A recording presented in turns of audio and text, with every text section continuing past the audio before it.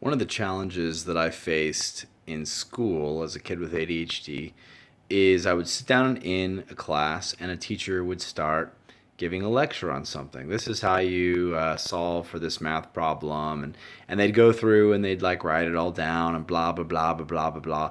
I just kind of felt like the whole time I was sitting there, I was like waiting for them to kind of get to the point. Like, why am I learning this?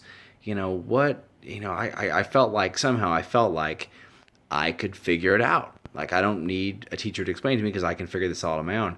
And it's really interesting with my daughter who has ADHD. The other day I was like, "All right, sweetheart, how do you spell this word?"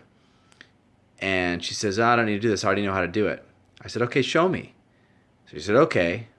I says, "This is the word. Spell it." She tried to spell it, and she did it wrong.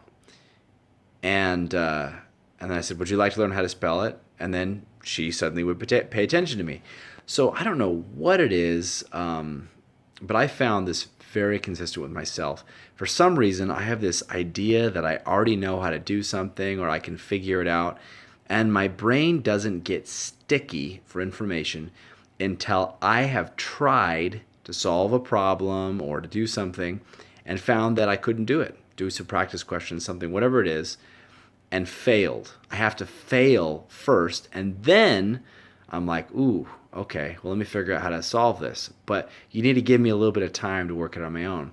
And so this is backwards. I mean, this is not the normal way. Mostly kids are like, well, I don't want to try this until you show me how to do it, and then they'll want to do it. But that's just not the way that I found with myself being having ADHD, or the exposure with other people that I know that have ADHD. They've got to first be exposed to the problem and then have some time to realize that they can't solve the problem, and then and only then their brain will be open and ready and sticky.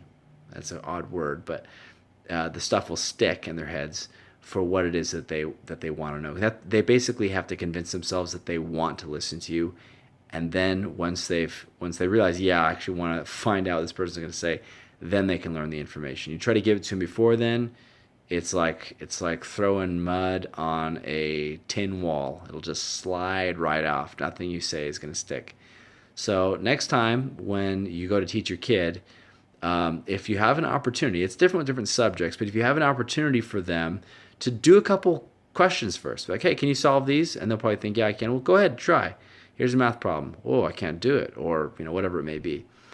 Give them an opportunity to fail. Like, see if you can figure it out. Okay, it'll take a little bit of time up front. It'll be kind of like pointless time, but if you do that, I think, depending on the subject, that it can really enhance your time that you spend with them teaching them. Uh, so that as a principle, this goes back to something I talk about in my book. Problem first. The learning has to be problem based. Best of luck to you. Hope that's helpful.